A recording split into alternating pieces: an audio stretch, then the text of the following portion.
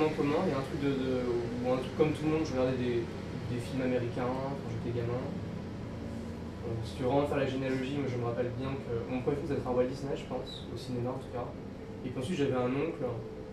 qui est donc le fils de ce grand-père qui était producteur de cinéma, donc peut-être que lui il avait un truc en plus avec le cinéma parce que mes parents par exemple ont jamais été cinéphiles. Et j'avais un oncle qui lui adorait les films d'action, de Jackie Chan, les films hongkongais et tout, et lui il en est tout le temps au cinéma systématiquement quand il avait un nouveau film de Jean-Claude Van Damme. C'est mon idole quand j'avais 12 ans. Et enfin un peu, ouais, entre 8 et 12 ans. Et puis un jour je voulais aller voir Seven, j'avais 12 ans pile poil, donc un peu le film sulfureux à l'époque en 95 et tout, et je me pointe, j'avais pas ma carte d'identité, et je faisais déjà beaucoup plus jeune que mon âge à l'époque, donc on m'a dit non, tu peux pas y aller. Et puis il y avait un autre film qui était là, c'était Hit de Michael Mann, bon, un film de gangster et tout, pourquoi pas, et je suis rentré dans le truc. Et là, ça, ouais, je peux dire que ça a changé ma vie, ça veut dire qu'après les 2h50 de Hit, il s'était passé un truc tellement fort que je savais qu'il y avait quelque chose qui m'avait parlé directement. À l'époque, je pensais que c'était les acteurs en fait. Donc j'ai regardé vraiment passionnément et obsessionnellement tous les films avec De Niro et Al Pacino. Et très vite, en fait, du coup, j'ai bouffé tout le cinéma américain des années 70. Et très vite, j'ai compris que c'était les films et le cinéma que j'aimais plus que les acteurs. Donc j'ai étendu. En fait, la cinéphilie au départ, c'était ça. Sans jamais penser faire des films. Puis en terminale, j'étais au lycée à Lyon. Il y avait un club vidéo et quelqu'un dans ma classe vient me voir en me disant « Ah, il paraît que t'es cinéphile, que t'adores les films et tout, tu veux pas t'inscrire au club vidéo, on apprend à faire des courts-métrages. » Et moi je dis non, non, ça m'intéresse pas de faire des films. Et puis il était tellement persévérant que j'y suis allé. On a commencé ensemble à faire des courts-métrages, et là, c'est là où j'ai senti que c'est ça que je voulais faire. Donc j'ai bricolé des courts-métrages comme ça, amateurs, souvent des films collectifs et tout, pendant tout mon lycée, puis après en classe prépa. Et puis quand j'étais après en école, donc j'ai fait une école de commerce, j'étais en école de commerce, j'ai plutôt appris à faire de la production, un niveau, disons, semi-professionnel, où on produisait des auteurs professionnels, mais avec les moyens, mais nous on était étudiants, disons, avec des casquettes de producteurs. Et puis là, j'en ai profité pour faire mes 2 premiers courts-métrages, vraiment solo. Donc en 2006, c'était un court-métrage qui s'appelle Le premier film de Davy Chou, comme son nom l'indique, qui est un film plutôt théorique sur la question des influences, de comment oser et que faire en tant que premier film quand on se sent écrasé par le poids de ses propres des influences, des pertes de cinéma qu'on a, etc. Et donc le film, on peut trouver facilement sur internet. Et en fait, une sorte de remake de The Big Shave, le court-métrage que Scorsese avait fait en 1967, qu'on retrouve aussi dans l'américaine des années 70 et tout ça. Et puis ensuite, le deuxième court-métrage, c'est en 2008, un film qui s'appelle Expired, que j'avais fait lors de mon premier voyage au Cambodge. 3 semaines en vacances avec ma famille, et là j'ai pris une caméra que je venais d'acheter, j'ai filmé, sans avoir l'idée de faire un film, et puis finalement j'ai assemblé ça en un petit court-métrage un peu poétique entre la fiction et le documentaire de 10 minutes. Voilà, c'est le deuxième court-métrage que j'ai fait, qui lui s'est retrouvé sélectionné au Festival de Belfort en 2008. Et donc c'est juste avec ces 2 petites expériences qu'en 2009, j'ai décidé de partir au Cambodge pour faire ce film-là, Le Sommet d'Or. Quand j'ai fait mon premier voyage en 2008, je savais déjà que je voulais faire ce projet sur le cinéma cambodgien. Je savais aussi que je ne connaissais pas le Cambodge et que donc j'avais besoin d'avoir un autre projet en fait en premier comme travail préparatoire, même pas forcément au Sommet d'Or, mais à la connaissance en fait du pays. Et ce travail, ce projet, je l'avais déjà défini très précisément, c'est l'atelier dont je parlais, donc l'atelier de vidéo avec plusieurs écoles et tout ça à Phnom Penh. Et donc quand j'ai fait ce premier voyage en 2008, ça m'a permis de faire des repérages pour ce projet en fait. Donc pendant ces 3 semaines, j'ai fait du tourisme, j'étais avec mes parents, je les ai filmés, mais j'ai aussi avec ma famille. Et j'ai aussi beaucoup rencontré des acteurs locaux pour essayer de voir dans les écoles s'il y aurait moyen de faire ce projet-là. Et en fait, j'ai reçu des retours très enthousiastes de la part de plusieurs écoles, où après, 6 mois après, je suis retourné faire le projet. Donc c'est plutôt comme ça. Et après, en y retournant en 2009, pendant cette année, il y a eu ce projet-là d'atelier, et en filigrane dès le début, j'ai commencé à travailler sur la préparation du Sommet d'Or parce que je savais que c'était un travail au long cours, qu'il fallait rencontrer les personnages, qu'il fallait faire des recherches. Et voilà, c'était un truc qui n'a pas été complètement intensif non plus parce que j'étais très très pris par l'atelier en réalité, mais qui est resté là en filigrane, où chaque mois j'allais rencontrer quand même ces personnes, on avançait comme ça dans la connaissance, moi ma connaissance du cinéma cambodgien de l'époque, mais nous notre connaissance mutuelle aussi pour qu'un petit à petit se crée une relation de confiance entre nous, etc. Je reprends 2 petits trucs. Bon, c'est pas des cinéphiles, parce qu'en fait, des jeunes cinéphiles, ça n'existe pas au Cambodge, parce que la culture cinéma, et on le comprend quand on voit le film et quand on voit la cassure qu'il y a eu entre l'ancienne génération et la nouvelle.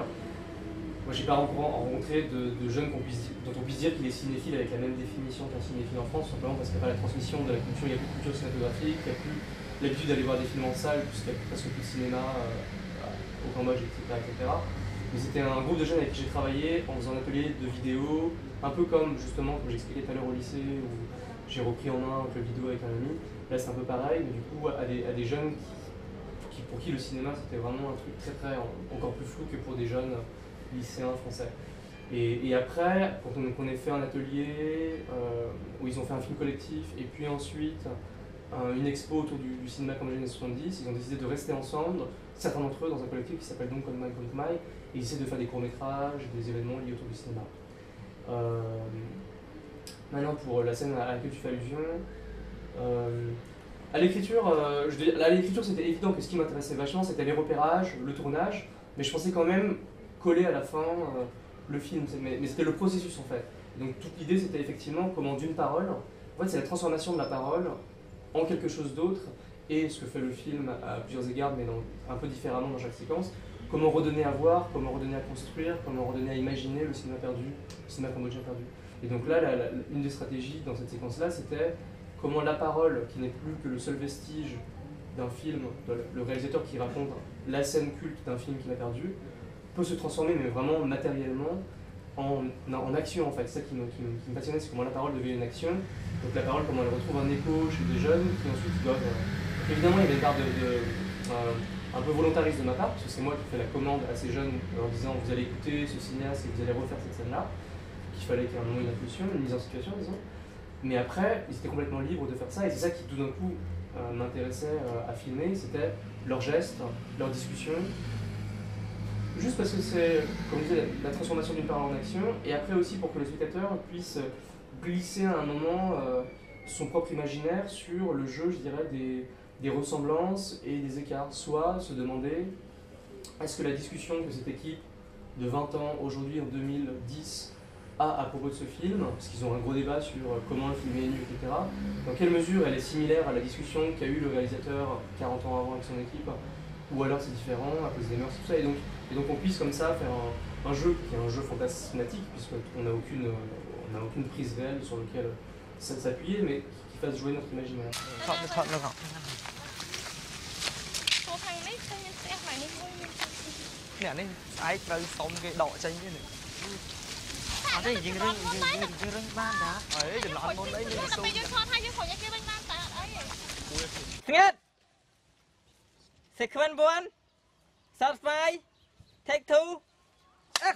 Là j'avais une séquence très précise en tête qui est la séquence de Hit. Robert De Niro, donc Neil McCauley et son équipe débarquent dans un espèce de port, je pense que c'est à Long Beach, et ils regardent comme ça, et ils ont un dialogue vraiment très obscur sur oui, il y a ça, on pourrait aussi passer par cet endroit-là, et puis il y a beaucoup de gros plans comme ça, et on comprend tout ce qu'ils font en fait. C'est une scène d'après, Al Pacino et son équipe qui étaient en train en fait, de les observer, puisqu'ils ont pris en filature, débarquent dans le même lieu, et là ils se regardent, et ils réfléchissent à qu'est-ce qu'ils étaient en train de repérer, parce qu'ils sont en train de faire un coup. Et on se rend compte en fait que De Niro leur a tendu un piège, parce qu'en fait il sait très bien qu'il est poursuivi par Al Pacino, et donc du coup il prend des photos au téléobjectif en haut pour savoir quelle est l'équipe de police qui le suit. Et moi c'est une séquence que j'ai toujours beaucoup aimée, et qui jouait justement sur le mystère, sur l'incarnation des acteurs comme ça en gros plan, et sur une discussion un peu absurde, un peu presque des talismans un peu magiques, sur un casse, tu vois, donc on va faire ça, on va passer par ça, donc que des espèces de codes qui se... Et là, un repérage du cinéma, ça a un peu à voir avec ça. On débarque dans un lieu, on regarde, et tout reste à fantasmer, tout reste à construire, et après, on va passer au vrai casse qui est le tournage.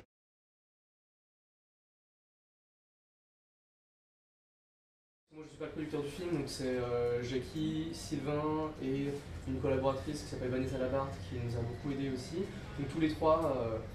faisaient le job en fait depuis Paris, et puis moi évidemment il fallait que je fasse de l'écriture, hein, mais ça je pouvais le faire au Cambodge, de toute façon c'était même le meilleur endroit pour le faire, donc en préparant les dossiers, etc. Et en vérité on a commencé à trouver un début de financement. C'est notre premier film, c'est notre boîte de prod à nous, donc c'est vraiment, on est un peu des bleus quoi, par rapport à ça. Et à un moment, on avait réuni une petite somme d'argent qui était largement insuffisante pour faire le film. On savait bien que, compte tenu de l'ambition formelle, de tout ce qu'il y avait à faire en post-production, etc., c'était largement suffisant. On était tellement contents, mais on était tellement contents d'avoir trouvé de l'argent qu'on s'est dit on y va quand même. Et donc, fin 2009, on avait réuni une petite somme. Et on a dit ok on tourne, on y va, et donc en mars 2010 on a prévu le tournage, on a tourné pendant un mois avec une équipe française et cambodgienne, En réalité, on n'avait pas l'argent pour finir le film, on n'avait vraiment même pas l'argent pour finir le tournage. On était parti un peu à la pirate, mais on attendait une réponse du CNC, donc une subvention du CNC, dont la réponse allait tomber en plein milieu du tournage. Et j'avoue que si on l'avait pas eu, on ne savait pas comment on finissait le film, on aurait trouvé une solution, je sais pas, et on l'a eu, voilà. Et après, on a un peu navigué à vue, parce que, encore une fois, c'était notre premier film, donc on a eu après, en post-prod, des trous de financement, et petit à petit, on les a bouclés par différents moyens, en faisant du financement participatif, et aussi en rencontrant un distributeur, Studio 37, qui est la filiale de cinéma d'Orange, et qui a investi en coproduction après sur le film à la toute fin, et ce qui nous a permis d'éponger nos dettes.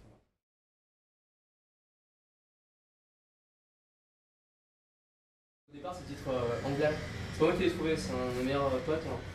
Seb Water,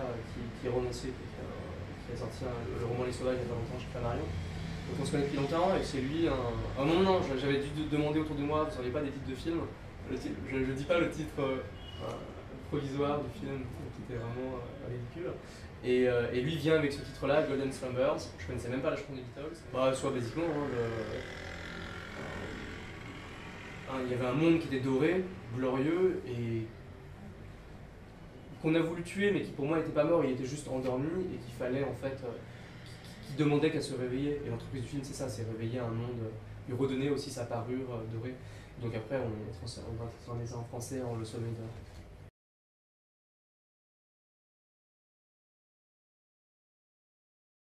Des personnages,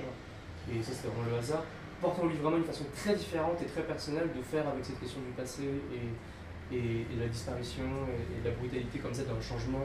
de vie soudain. Yvon Rem, dont tu parlais, qui est effectivement décédé malheureusement le mois dernier à Fontaine. En fait, je pense quand même qu'il en a parlé à ses enfants, parce que lui-même a recommencé à faire quelques films après Les Khmers Rouges. C'est pas une histoire qui est dans le film, mais il a quand même fait quelques films. Quelques-uns de ses enfants sont dans les médias et font des reportages pour les ONG et tout. Donc c'est pas comme si tout d'un coup il avait complètement changé de vie, mais quand même, il a voulu vraiment quand même qu'avec sa nouvelle famille, enfin lui il m'en parlait tout le temps, il me parlait tout le temps de l'avenir, du présent, que c'est pas important. Donc il a quand même continué à naviguer dans le milieu de l'audiovisuel et du cinéma, mais qu'en tout cas il voulait tout le temps avoir les yeux rivés sur le présent, c'était très important. Donc je pense qu'il exagère, mais que ses enfants savaient quand même ce qu'il faisait avant. Il n'empêche que c'est vrai que son fils a cette question au début du film qui est assez brutale, il dit, parce qu'on amène Yvon Rem sur son ancien studio, donc il m'avait parlé, il m'avait dit c'est mon ancien studio, j'y étais allé tout seul, et donc du coup on y allait pour la première fois ensemble, et moi je savais pas qu'il avait pas emmené ses enfants dans ce lieu-là, vraiment je pensais quand même que si, il l'avait fait, parce que c'est quand même quelqu'un qui travaillait par la question de la transmission. Donc c'est paradoxal en fait, et dans ces paradoxes on sent quand même tout le poids du trauma. Et c'est vrai que son enfant, son fils lui demande pourquoi papa tu nous as jamais emmenés ici. Et lui répond c'est trop douloureux pour moi et c'est pas on vous amène ici qu'on va refaire naître le passé. Donc il y avait cette sorte d'amertume qui le caractérise quand même beaucoup. Accompagné, et je sais parce qu'on s'est bien connus, de ce désir de transmission, mais tellement déçu peut-être que du coup l'amertume et à un moment la résignation vient. Et celui pour lequel c'était justement le plus difficile de parler, c'est Liu Sling en fait. Et je sais pas si on le sent dans le film parce que dans le film, il est tellement sensible et il parle tellement qu'à un moment il ne peut plus s'arrêter de parler et on sent qu'il est enthousiaste. Mais en fait, au début, c'était pas évident. Et notamment, l'action d'être filmé en fait était pas évidente. Donc c'est intéressant qu'il y avait une différence entre quand moi je lui parlais des films et du passé, lui se mettait à parler avec enthousiasme, avec la même sensibilité qui monte dans le film. Et quand on a commencé à dire maintenant on va faire la même chose mais on va te filmer, lui a commencé à me sortir plein d'arguments qui disaient non, je suis pas sûr que c'est une bonne idée, je me demande et tout si c'est vraiment. Je comprenais pas jusqu'au moment où il a fait l'aveu de me dire mais en fait j'ai peur qu'on me croie pas parce que j'ai pas vu tous mes films. Et donc il y avait ce truc complètement dingue que j'aurais jamais imaginé, qui se sentait pas légitime de parler parce qu'il avait plus ses films comme preuve de son existence de cinéaste. Donc là il a fait tout un travail de confiance et tout ça, mais au début quand on a commencé à filmer, mais il y a un truc un peu malade je pense aussi qui est que comme cette histoire pour le coup, lui n'en a pas parlé pendant 40 ans, c'est des choses qui sont comprimées et tellement à l'intérieur que quand elle sort, tout explose. Et ça, exemplairement quand même, c'est dans sa dernière séquence, pendant 10 minutes, il raconte comment il s'est échappé des Khmers Rouges. Tout sort d'un coup et on sent que il essaie de garder le contrôle, mais que c'est impossible. Et à côté de ça, donc il y a les deux autres qui eux aussi ont des stratégies complètement différentes. Évidemment, Elisabeth, c'est clair, c'est de façon la plus littérale, je dirais la nostalgie en fait, hein, telle qu'on peut l'imaginer de quelqu'un qui vit encore dans la bulle du passé, même si elle est très dans le présent et on le voit parce qu'elle est avec les jeunes et tout ça. En même temps, entourée comme ça, il y a cette tension qui est assez étrange où elle est avec les jeunes. Elle est très elle est très aussi dans le lycée maintenant parce que c'est une femme qui continue à s'amuser dans la vie, à danser le week-end et tout. On allait souvent dans des clubs où on danse les chansons cambodgiennes et on s'éclate. Donc elle est dans le plaisir et voilà, un côté un peu hédoniste. Mais et en même temps, c'est quelqu'un quand tu vas chez elle, enfin, comme on le voit dans le film, les murs sont tapissés des photos du passé. Donc évidemment, c'est quelque chose d'immédiat et de comment, voilà, comme si elle voulait faire perdurer cette petite bulle et transmettre ça. Je pense qu'il y a forcément aussi un poids du fait qu'elle est la dernière, enfin l'une des dernières survivantes, donc du coup elle porte en elle le visage. Enfin, c'est le visage pour tous les visages qui eux ont péri, donc il y a tout ce truc, une responsabilité où il faut faire avec, donc toute cette transmission elle vient aussi de là, je pense, que les acteurs avaient un visage, donc c'est quand même un truc différent des cinéastes. Et puis enfin, l'hyponyme, c'est aussi une manière très différente en fait, parce que si lui, évidemment, et on le sent direct dans le film, il n'y avait aucun problème pour le faire parler, dès qu'on le lance sur un film, et comment il parle en popularité, le fait qu'il n'y ait pas de hors-champ tragique à ça, il n'y ait pas de contre-champ tragique à ça, c'est-à-dire qu'à aucun moment on le sent tiraillé comme Liu Spring ou Yvon Hen ou même Guy Savet par la perte, par la nostalgie, par la tragédie d'avoir perdu ses films, alors qu'il a perdu la plupart de ses films. C'est un champ quand même assez étrange et du coup qui moi, que j'interprète à ma façon parce qu'on en avait parlé avec lui, mais que cette façon d'être tout le temps enjoué, enthousiaste et à partir au quart de tour dans le récit de ses films perdus, c'est quand même une façon de se protéger, une façon de presque de nier en fait cette perte de ses films en faisant comme si c'était toujours là. Et moi c'est quelque chose qui m'a beaucoup plu, ça veut dire que parler des films comme s'ils étaient toujours, de fait ça veut dire qu'ils sont toujours là et il en parle et il les fait réexister activement dans la réalité.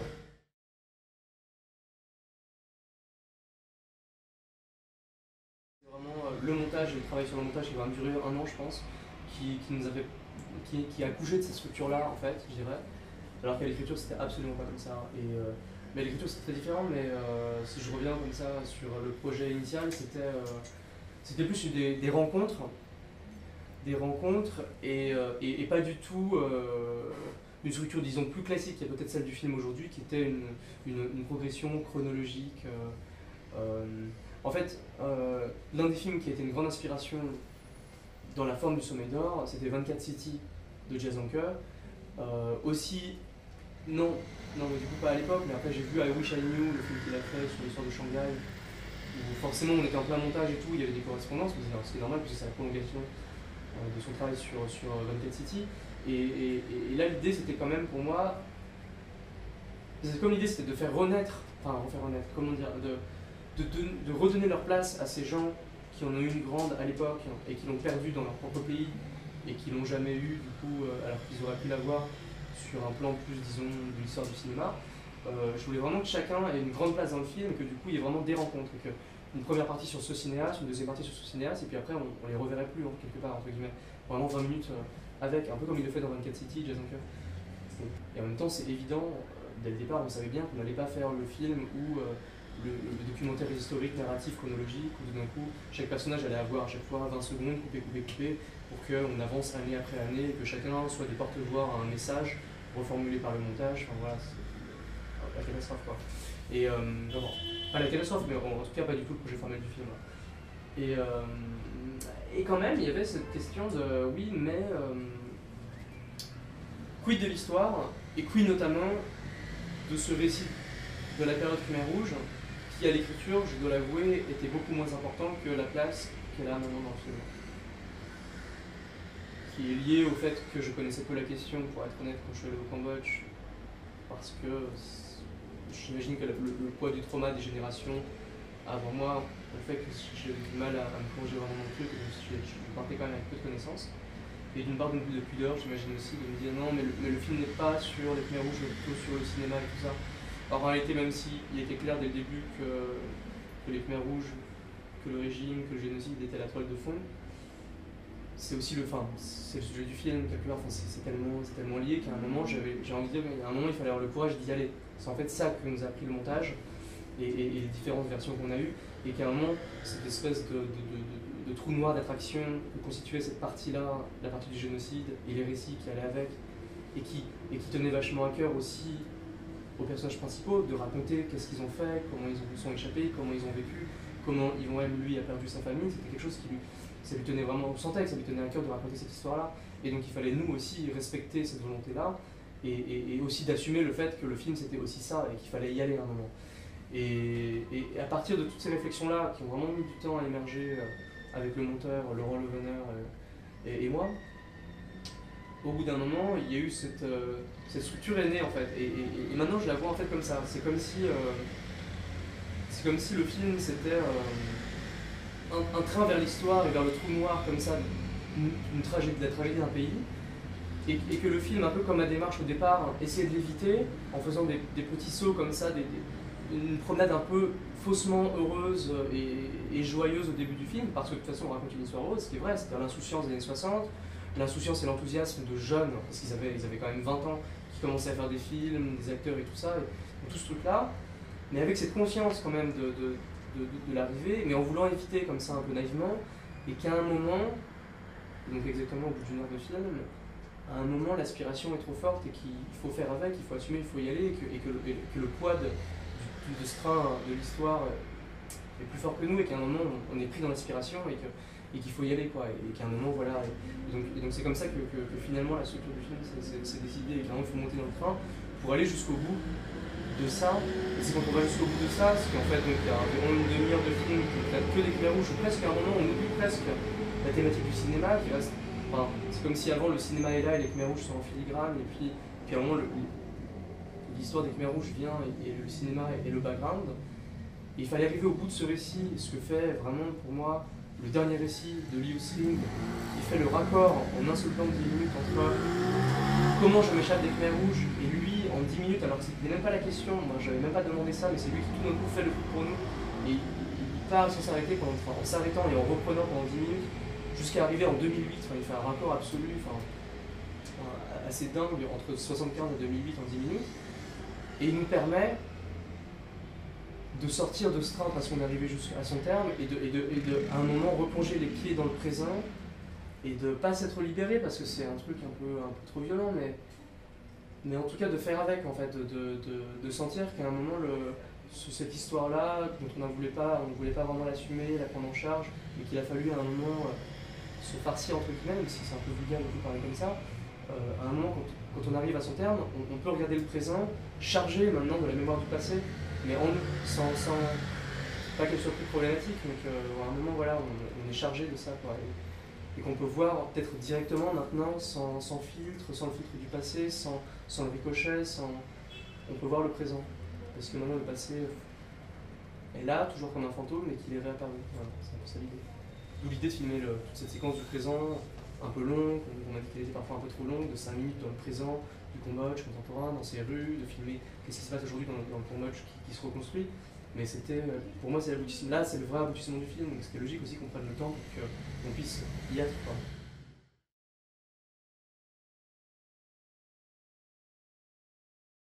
Je pense à ce film que j'ai vu qu'une seule fois, parce que je le reverrai jamais, mais il y a parfois des films qu'il faut voir qu'une seule fois, parce que et on voit bien ça en fait dans le Sommet d'Or, parce que quand ils nous font le récit des films qu'ils ont adorés il y a 40 ans, bon, j'imagine qu'ils les ont vus peut-être plusieurs fois quand ils étaient gamins, mais ils n'ont pas vu depuis 40 ans, et à un moment c'est beau de rester fidèle à cette impression-là de la première fois, et que finalement si le film on imagine bien quand même que ces films cambodgiens sont peut-être pas à la hauteur pour nous, cinéastes français, parfois de ce qu'on nous raconte, mais à la limite, peu importe, parce que l'appréciation du film se fait dans la subjectivité pure du spectateur de l'époque, et que le film, lui, se met à la hauteur de ce souvenir-là, donc essaie de voir ce film comme s'il était absolument magnifique. Ceci étant dit, il y a des films cambodgiens qui étaient absolument magnifiques. Même si peut-être pas tous. La jeune fille de l'eau, tout le film un peu étrange quand même, La jeune fille de l'eau de Shyamalan, qui est vraiment un grand cinéaste américain. Il est un peu cheap, il y a un truc dans l'esthétique du film, un peu cheap, un peu déceptif un peu tout le temps, où on est on parle de croyances tout le temps, on a, comment ça s'appelle, Paul Giamatti, tout ça, qui petit à petit finit par se convaincre qu'il y a des... il rencontre la fille et puis il se convainc qu'il y a des monstres qui vont arriver. La question est, est-ce que c'est réel ou est-ce que c'est ou est-ce que c'est de la mythomanie et ça va pas arriver? Et le personnage principal y croit, il a envie d'y croire. Et de toute façon, l'enjeu des films de Shyamalan, c'est de croire en la fiction comme lui a cru au cinéma et que ça a été à un moment le principe presque fondateur de sa vie. Et tout le film tourne dans tout ça, mais ce qui est marrant dans ce film-là, c'est que si ces précédents films, notamment Le Village, la croyance elle est là tout de suite, parce que la mise en scène, la majestuosité des lieux, l'ambiance et tout ça, nous pousse à croire. Donc on est tout de suite, dès le début du film, dans un environnement de la croyance auquel on est prêt à adhérer. Alors La Jeune Fille de l'eau, c'est le contraire, il a quand même un peu l'audace de nous mettre dans un truc de pavillon résidentiel américain, très classique, très un peu série américaine de Beverly Hills et tout ça, où tout est un peu ridicule, tout le monde est là. On n'y croit pas en fait. Et donc toute la question de la croyance est d'autant plus forte. Ça veut dire, si tu veux croire, c'est vraiment que tu veux croire. C'est un peu le I want to believe de X-Files. Et donc c'est un peu mettre à l'épreuve cette croyance qui était un truc que Shyamalan n'avait pas mis à l'épreuve et que là tout d'un coup dans ce film il se met complètement à nu. C'est pour ça que le film a été si testé par les gens, parce que les gens, voilà, en fait ça fait la dichotomie entre les gens qui ont vraiment envie de croire et ceux qui non. Et à un moment, tous les signes du film nous poussent à penser que non, il n'y a rien à croire, et si on a envie d'y croire, c'est juste parce qu'on a envie de se faire la mythologie de la croyance et tout. Et à un moment, le film, j'ai envie de dire presque, récompense ce noyau irréductible dans lequel se reconnaît Shyamalan, des gens qui I want to believe, et ils y croient tellement fort qu'à un moment, la communauté se soude autour de cette croyance irrationnelle et complètement folle, bon, sur le dos du critique, hein, c'est un peu le passage faible du film. Et qu'à un moment, au bout de cette croyance irrationnelle, un peu en fait, ce saut dans la foire, le mythe arrive. Et à la fin du film, j'en ai des souvenirs vraiment émus et vraiment très flous. Un dieu singe arrive, saute comme ça, l'aigle arrive et emporte Story, et le miracle arrive. Et en fait, la fin du Sommeil d'Or, c'est complètement calqué sur ça, voilà, je l'avoue, mais c'est toute la construction du film, on l'a construite avec cette idée-là, quoi. Ça veut dire qu'à un moment, les films ont disparu, on tourne autour, ils sont absents, et j'espère qu'à un moment, on a tellement envie, puisqu'un film pourrait se lire comme une espèce de rituel d'invocation, on a tellement envie qu'il n'ait pas disparu, qu'ils soient encore là dans le présent, on mise tellement dans le fait qu'ils sont là, qu'on les voit, qu'à un moment, ils apparaissent.